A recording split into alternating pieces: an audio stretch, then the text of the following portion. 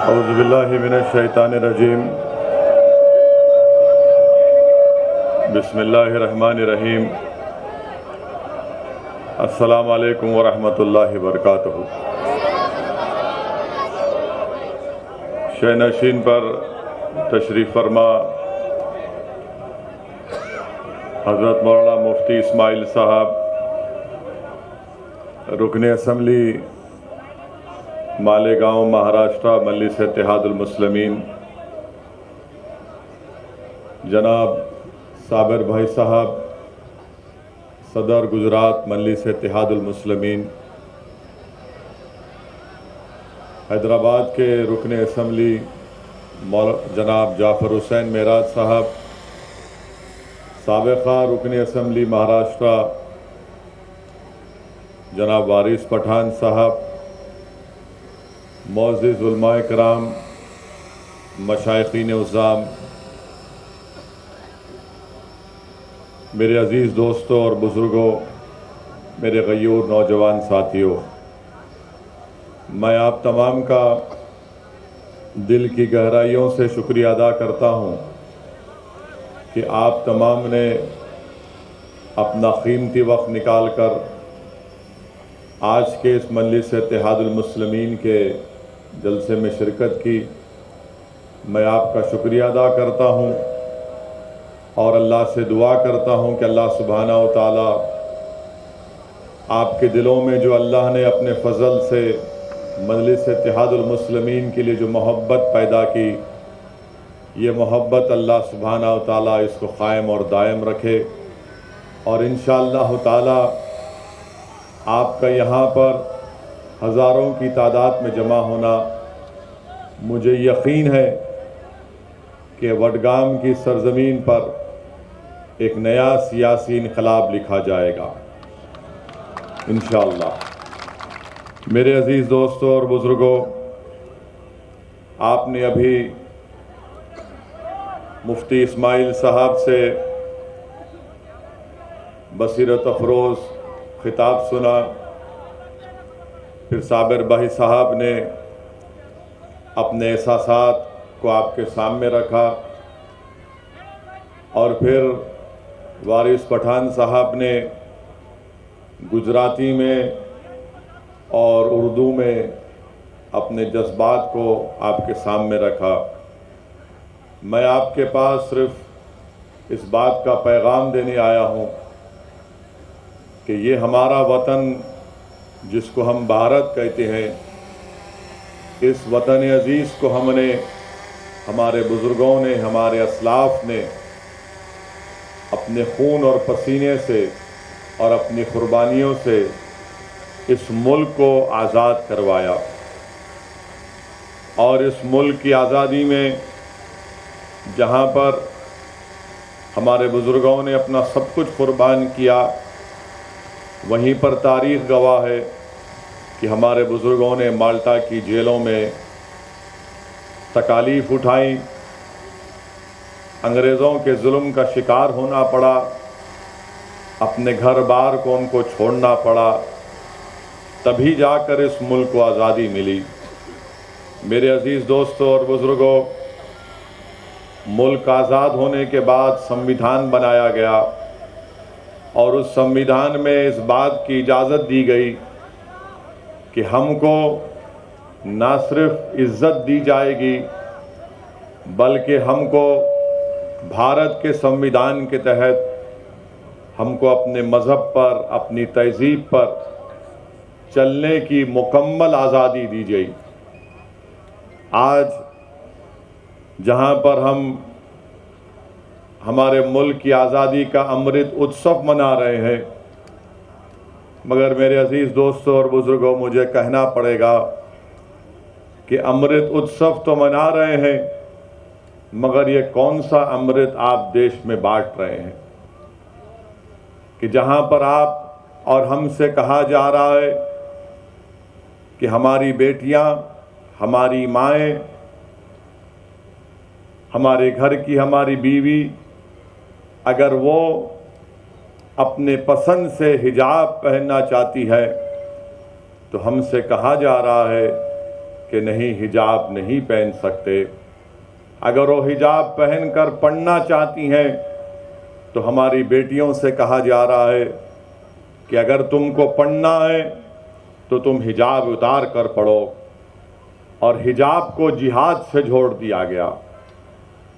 आप बताइए मेरे अजीज दोस्तों और बुजुर्गों, हिजाब पहनना भारत के संविधान के तहत जो आर्टिकल है 29 के तहत हमको इजाजत है कि अपने कल्चर पर चलें।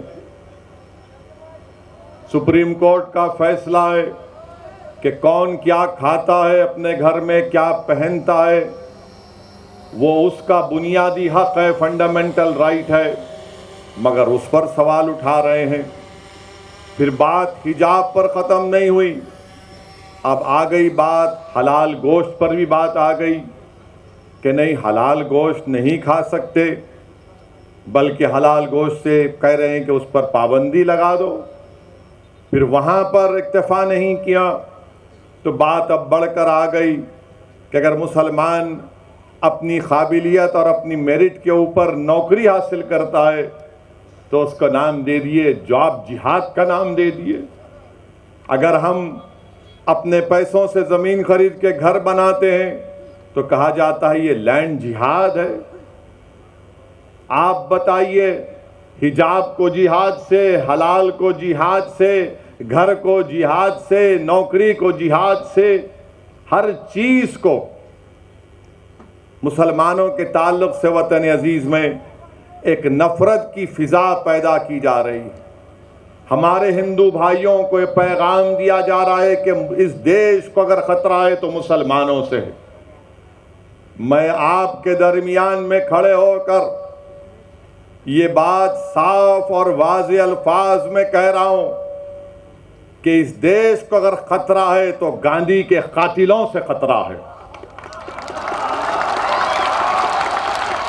इस देश को अगर खतरा है तो नाथूराम गोडसे को अपना हीरो मानने वालों से, इन जालिमों से खतरा है। मगर इस पर बात नहीं होगी। गोडसे के भक्त आज ये नफरत की फिजा भारत में पैदा कर रहे हैं। आज आप देख रहे हैं कि जब मैंने हिजाब के मसले को उठाया तो उत्तर प्रदेश के विधानसभा के चुनाव चल रहे थे, तो मुझ पर तनकीद की गई कि वैसी तुमने उत्तर प्रदेश में हिजाब के मसले को क्यों उठाया। मेरे अजीज दोस्तों और बुजुर्गों, मैं हुफ़ाज़े किराम के दरमियान में खड़े होकर लबकशाई कर रहा हूं। मैं उलमाए किराम के दरमियान में खड़े होकर बोलने की जुर्रत कर रहा हूं।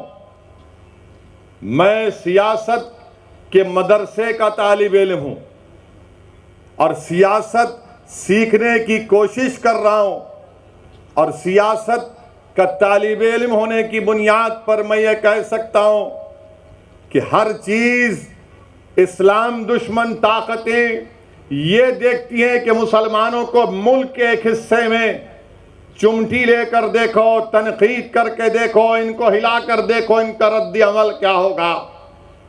जब मैंने हिजाब के खिलाफ आवाज़ उठाई और कहा कि हिजाब हम पहनेंगे, हमारी बेटी, हिजाब हमारा बुनियादी हक है, अगर आज हिजाब पर खामोश हो जाओगे तो कल कहेंगे दाढ़ी बहुत लंबी है, कम कर लो।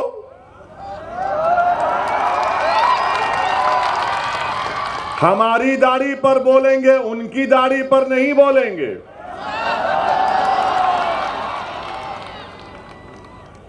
कल कहेंगे कि नहीं टोपी बड़ी ठीक नहीं है, टोपी उतार लो। तो ये कोशिश जो मुल्क में की जा रही है वो क्या है?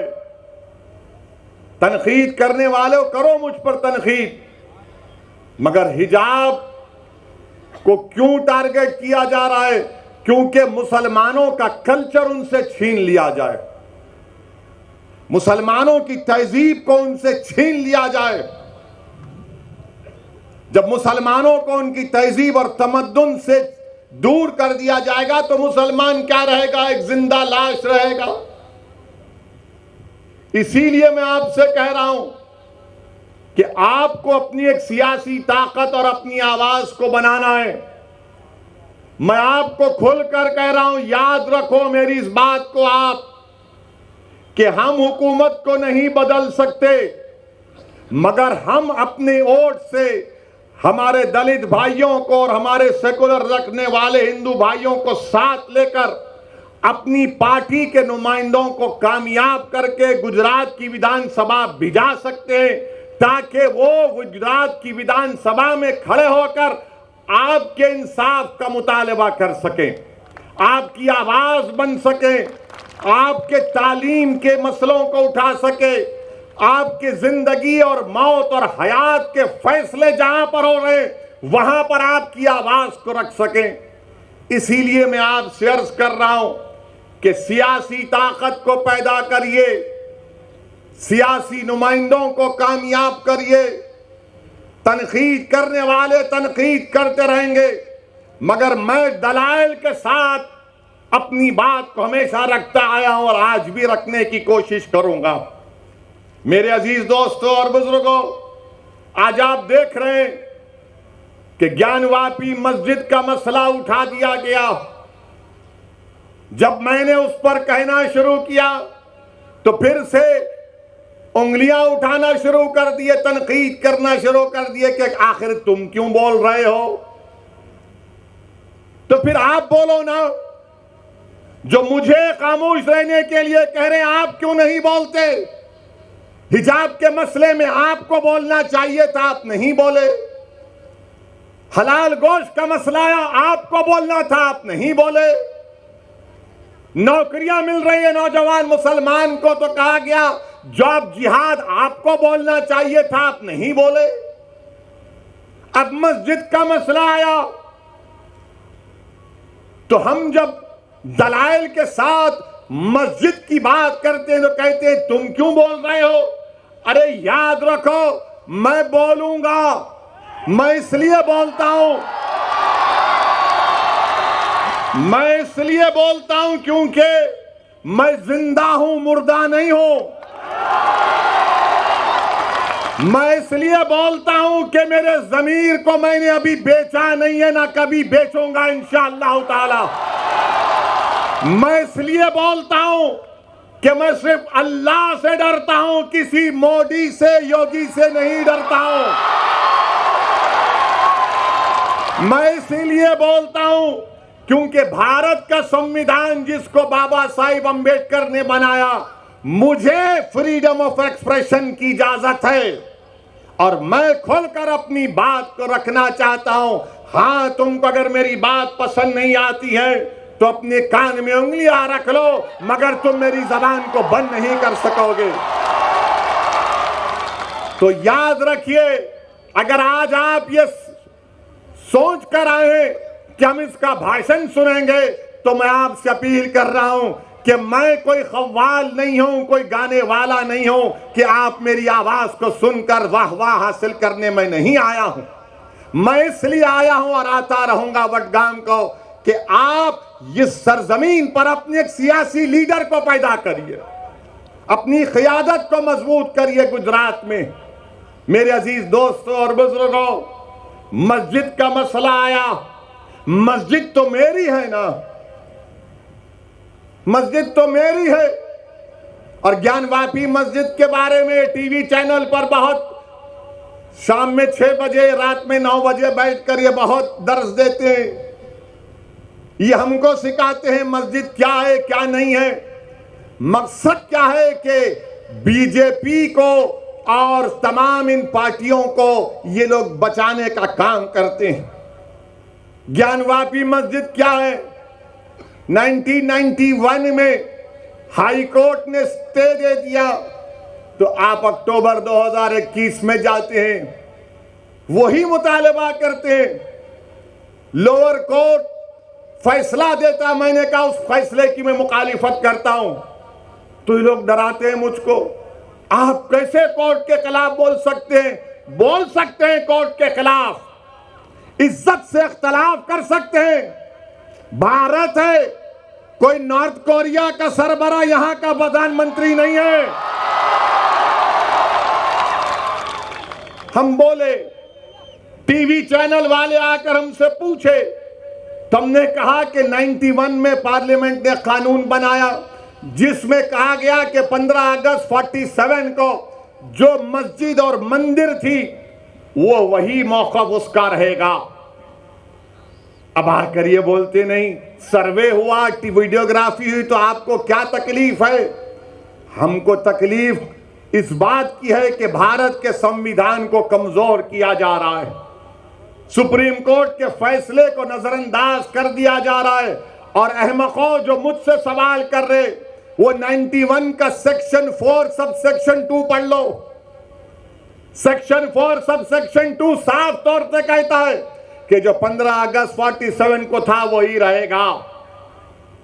मगर मेरे अजीज दोस्तों और बुजुर्गों, याद रखिए मेरी इस बात को, जब मैं 21 साल का था तो बाबरी मस्जिद को मुझसे छीन लिया गया। अब हम वही 19-20 साल के बच्चों की आंखों के सामने दोबारा मस्जिद को नहीं खोएंगे इंशाअल्लाह ताला।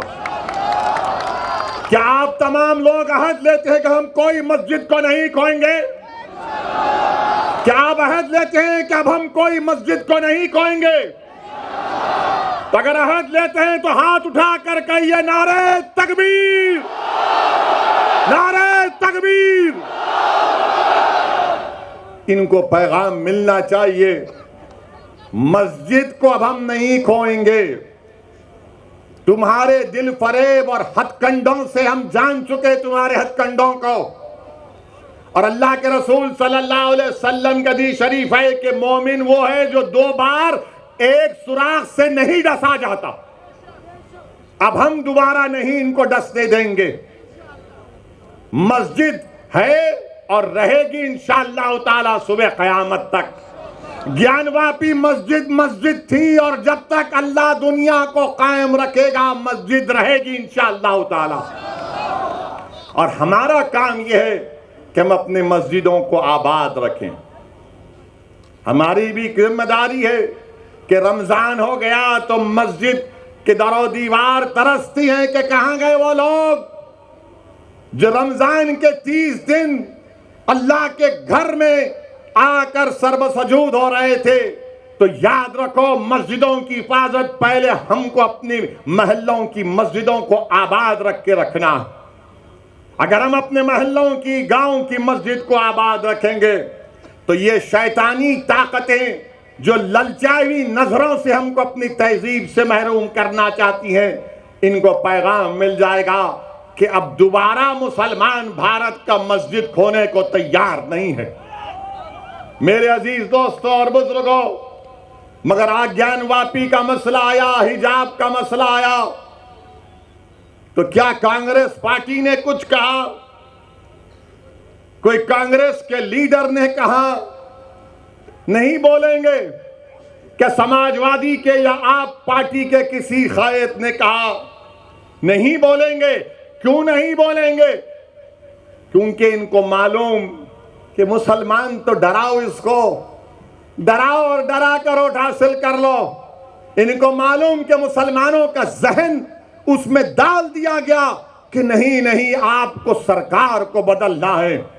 मेरे अजीज दोस्तों और बुजुर्गों, याद रखिए मेरी इस बात को कि हुकूमत को आप नहीं बदल सकते, अपने नुमाइंदों को आप कामयाब कर सकते हैं। अरे मस्जिद का मसला आया तो नहीं बोलेंगे, हिजाब का मसला आया तो नहीं बोलेंगे, दिल्ली के जहांगीरपुरी में गरीबों की दुकानों को तोड़ दिया गया तो मुंह नहीं खोलेंगे। मैं जब दुकानों को दिल्ली में तोड़ा जा रहा था, जब बुलडोजर दुकान के पास पहुंच चुके तो किसी गरीब ने मुझे फोन करके कहा कि ओवैसी का तुम आओगे या नहीं आओगे? मैंने कहा जरूर आऊंगा। पहली फ्लाइट लेकर दिल्ली को जब पहुंचा, हमारे दिल्ली के मजलिस के सदर कलीम हफीज साहब से कहा कि हमको जाना है। हम गए वहां पर, उसी मस्जिद में जाकर नमाज मगरिब अदा की, रास्ते में रोजा खोलना पड़ा, वक्त हो गया था। जिस मस्जिद के सामने उसकी दीवार को और गेट को शहीद कर दिया गया था। आप बताइए, क्यों नहीं गए ये तमाम पार्टी के लोग जो मुझ पर इल्जाम लगाते हैं, जो मुझ पर इल्जाम लगाते जाना था ना, नहीं गए। क्यों नहीं गए? क्योंकि उनको मालूम मुसलमान को डराओ और वो खुद ब खुद आपको वोट देता रहेगा। मैं इस मिजाज में तब्दीली पैदा करने के लिए आया हूं। मैं आपसे कह रहा हूं कि सिर्फ अल्लाह से डरो, इन जालिमों से मत डरो। मैं आपसे अपील करने आया हूं कि आप अपनी आवाज को उठाओ। अगर मुल्क में ये तमाम हालात पैदा हो रहे हैं तो उसका मकसद क्या है कि भारत के मुसलमानों को डराया जाए, उनको खामोश कर दिया जाए और उनको मुसलमान सिर्फ उनकी घर तक रखा जाए और बाहर में मुसलमान के कोई मजारे ना करें। मैं आपसे अपील कर रहा हूं कि हम घर में भी मुसलमान बनकर रहेंगे, बाहर भी मुसलमान बनकर रहेंगे। हालात कुछ भी होंगे मगर हम डर कर मायूस हरगिज नहीं होंगे।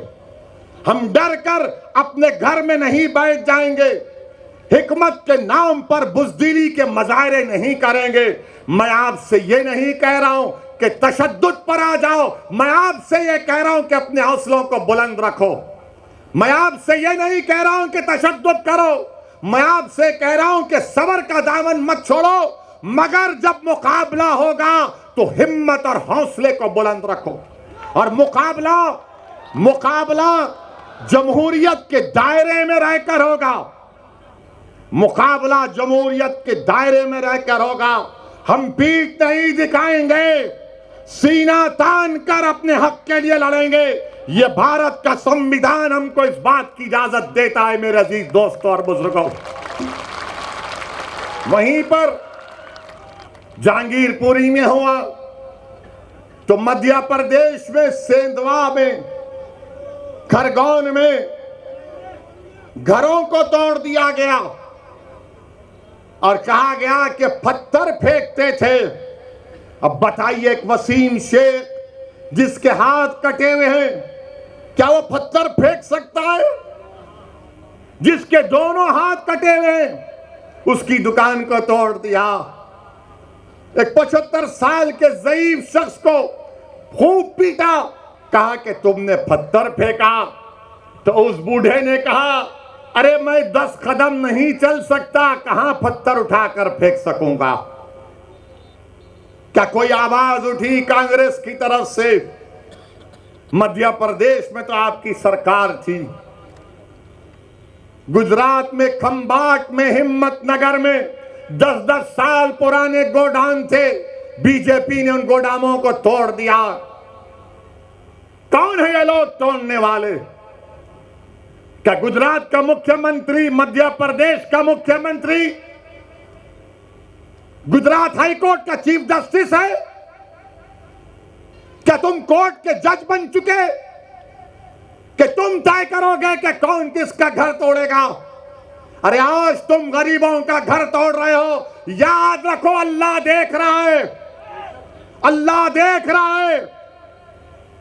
फिरौन को भी अपनी ताकत पर गुरूर था, नमरूद को भी था, यजीद को भी था, मगर सबका इख्तिदार चला गया। अगर आज कोई इख्तिदार के नशे में चूर होकर कह रहा है कि घर तोड़ दूंगा, तुम कितने घर तोड़ोगे बताओ? तुम घर तो तोड़ सकते, मगर याद रखो इख्तिदार तुम्हारी हाथ से छीना जाएगा इंशाअल्लाह ताला। इख्तिदार किसी के पास नहीं रहता। बड़े बड़े लोग आकर चले गए। जब अलेक्जेंडर दुनिया से जा रहा था, जिसने आधी दुनिया को फतेह किया, तो उसने एक वसीयत की थी कि जब तुम मेरे जनाजे को लेकर जाओगे तो मेरे हाथ को खुले रखना। लोगों ने पूछा, अलेक्जेंडर द ग्रेट, इसमें क्या हिकमत है? तो उसने कहा कि जिसने आधी दुनिया को फतेह किया, मैं पैगाम ये देना चाहता हूं कि मैं जब दुनिया छोड़ के जा रहा हूं तो मेरे हाथ खाली हैं, मेरे हाथ में कुछ भी नहीं। तो याद रखो, जुल्म करने वालों, जुल्म को रोको। उस खरगोन में, बल्कि उत्तराखंड, खरगोन और उत्तराखंड में हमारी एक मां ने कहा, क्या कहा उस मां ने? मैं बार बार जब उसका वीडियो देखता हूं तो मेरे रोंगटे खड़े हो जाते। हमारी उस मां ने कहा कि मैं सब्र कर लूंगी, अल्लाह नहीं करेगा इंशाअल्लाह। उस मां ने कहा कि मैं सब्र कर लूंगी, अल्लाह नहीं करेगा। और मैं आपसे अपील कर रहा हूं कि अल्लाह पे तवक्कल करो, जिद्दोजहद करो मेरे भाई, मेरी मां और बहनें, जिद्दोजहद करो। सूरह आल इमरान में अल्लाह फरमा रहा है कि सब्र करो, कमर बस्ता हो जाओ और सिर्फ अल्लाह से डरते रहो। हमको जिद्दोजहद करना है। अगर आप समझेंगे नहीं कांग्रेस पार्टी है, ये कांग्रेस पार्टी है क्या? मुझे बताओ, आप है क्या कांग्रेस पार्टी? बताइए। उनके मोहतरम बेचारे हर थोड़े दिन को कहीं ना कहीं गायब होकर निकलते। आखिर है क्या कांग्रेस पार्टी? लोग हम पर इल्जाम लगाते हैं कि ओवैसी के आने से गुजरात में ऐसा हो जाएगा, ओवैसी मंजलिस के आने से वो बीजेपी को फायदा हो जाएगा।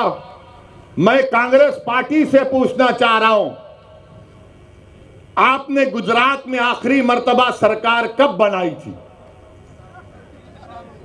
बताओ कांग्रेसियों, तुमने गुजरात में आखिरी मर्तबा अपनी सरकार कब बनाई थी? आपको मालूम है? कितने साल हो गए? कितने साल हो गए? बच्चे तो नहीं देखे और नहीं देखेंगे इंशाअल्लाह। आप जो बुजुर्ग देखे वो देख चुके, वो भी नहीं देखेंगे। इतने सालों से ओवैसी नहीं आया, इतने सालों से साबिर नहीं आया, इतने सालों से मंजलिस नहीं आई। आप कैसे हार गए? कैसे हार गए? क्या मेरे अजिन्नात आकर आपको बोले कि बीजेपी को वोट डालो? क्या मुफ्ती इस्माइल के मौकिल आकर आपको बोले? फिर कैसे आ रहे आप? इसका कोई जवाब नहीं है इनके पास। मगर अब जब आ रहे हैं तो कह रहे हैं देखो हमारे खाली 3 एमएलए हैं, तुम क्यों आए? आप भीख मांग रहे क्या मेरे से? 3 आपके एमएलए हैं, अगर मंजलिस उसको 12 कर देगी तो आपका ही फायदा है ना इंशाअल्लाह ताला मंजलिस के। हम 3 नहीं चाह रहे, हम बढ़कर चाह रहे हैं, हम अपना हिस्सा चाह रहे हैं। अगर हमारे गुजरात के पटेल भाई मुसलमानों की उनकी आबादी 1 है और उनके 47 एमएलए जीत सकते हैं और हमारे 3 क्यों जीत रहे हैं? बताओ, कौन डील कर रहा है?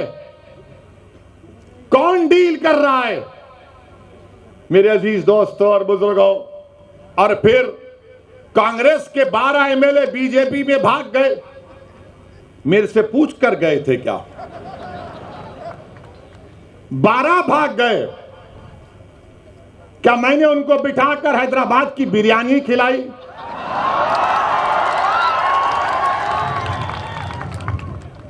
वो तो मेरी बिरयानी नहीं खाए, वो तो नरेंद्र मोदी का ढोकला खाकर चले गए बीजेपी में।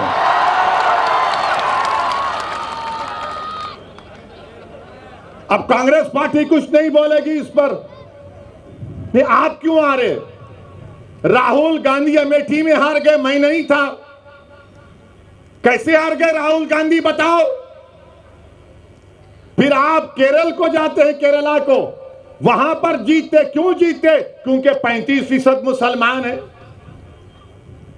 अमेठी में हार गए, मैं नहीं था, मंजलिस नहीं थी। मगर बोलेंगे नहीं नहीं ओवैसी वहां से गुजरा था, मैं तो गया भी नहीं। आपके 12-13 एमएलए गुजरात से चले गए। क्या यह बात सच नहीं है कि वडगाम के कांग्रेस के जो साबिका एक एमएलए थे मनी भाई चले गए, टाटा कर गए?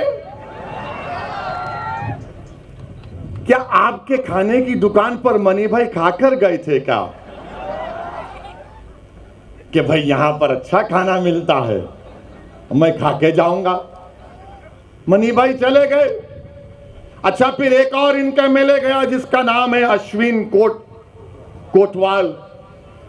उसने पेपर में बयान दिया, मैं पढ़ा, जिसमें अश्विन कोतवाल ने कहा कि मैं कांग्रेस से जीतता जरूर था, मगर मैं, अश्विन बोल रहा है कि मेरे दिल में नरेंद्र मोदी की मोहब्बत थी।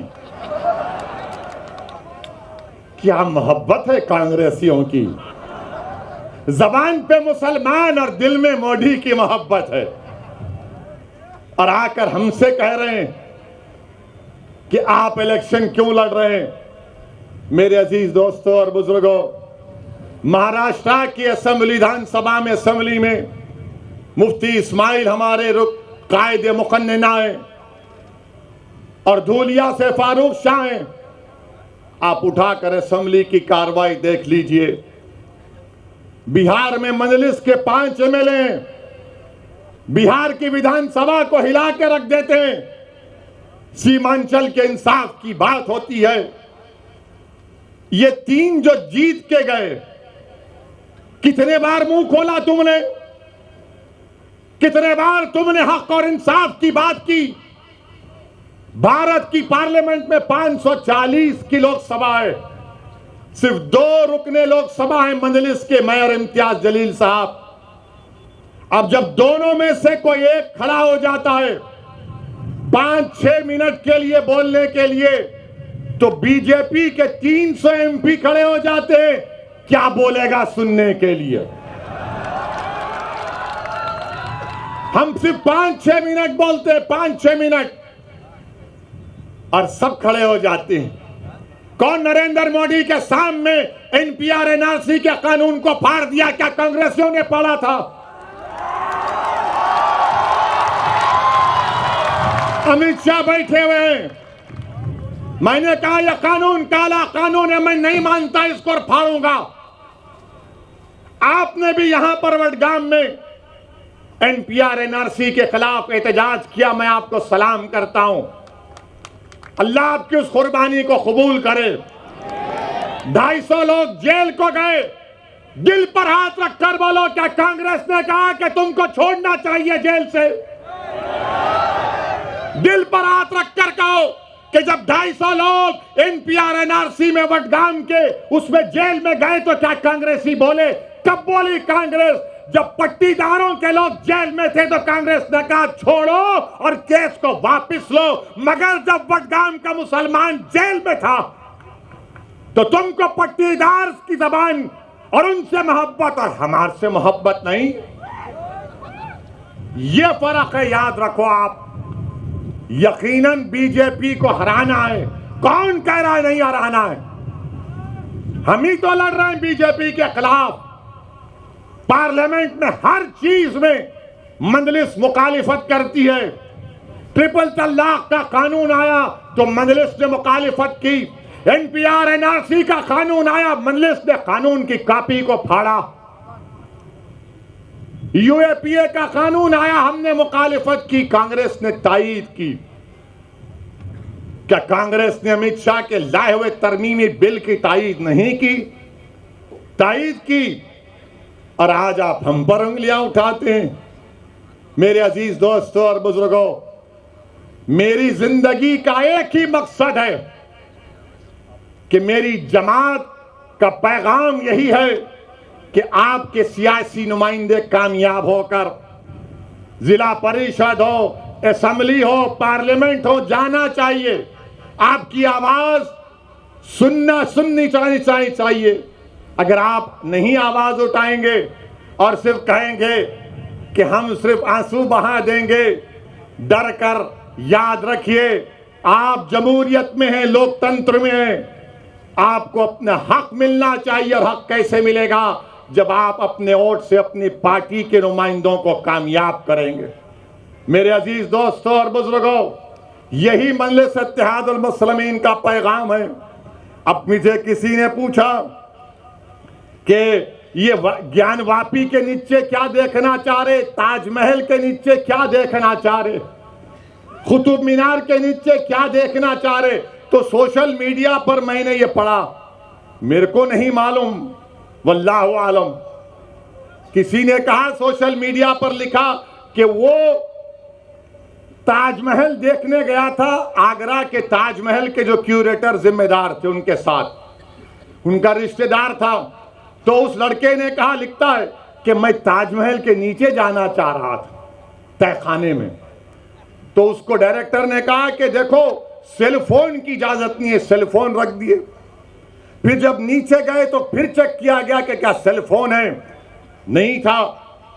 फिर जब दरवाजा खोलने की बात आई तो कहा दरवाजा नहीं खोलेंगे, उस पे गवर्नमेंट ऑफ इंडिया का मोहर है। उनसे कहा गया कान लगाकर सुन लो। तो उस लड़के ने ताजमहल के तहखाने में जो कमरा है उसमें कान लगाकर सुना, और वो खुद सोशल मीडिया पे लिख रहा है कि उसने बड़ी खूबसूरत इंसान की आवाजें सुनी, उसने बड़ी खूबसूरत इंसान की आवाजें सुनी।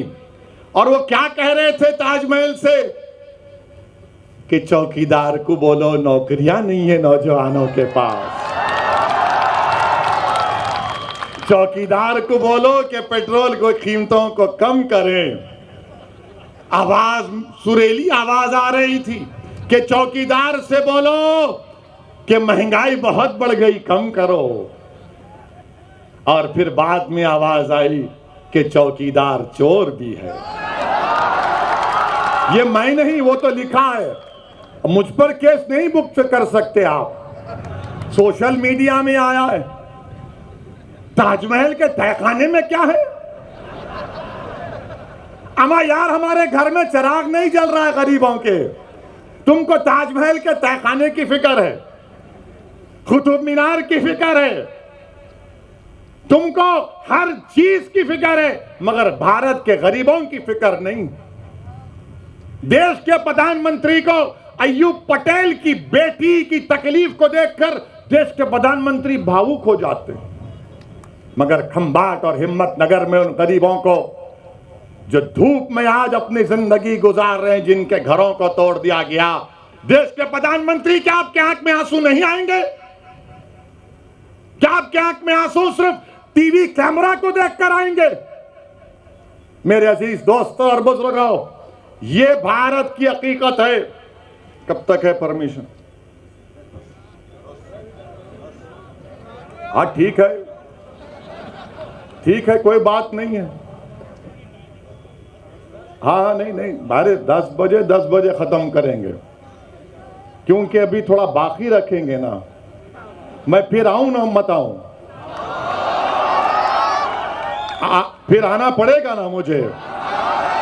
आप तमाम लोग हमारा साथ देंगे ना? आप तमाम लोग वडगाम से मजलिस को कामयाब करेंगे इंशाअल्लाह?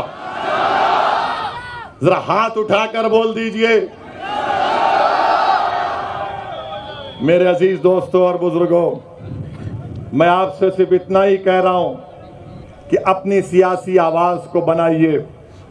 मेरी जिंदगी का, आपकी जिंदगी का कोई भरोसा नहीं है। जब हम उत्तर प्रदेश में थे तो 6 गोलियां चलाई गई, अल्लाह का करम था बच गए। तो ये जालिम बोले नहीं, नीचे क्यों चलाए?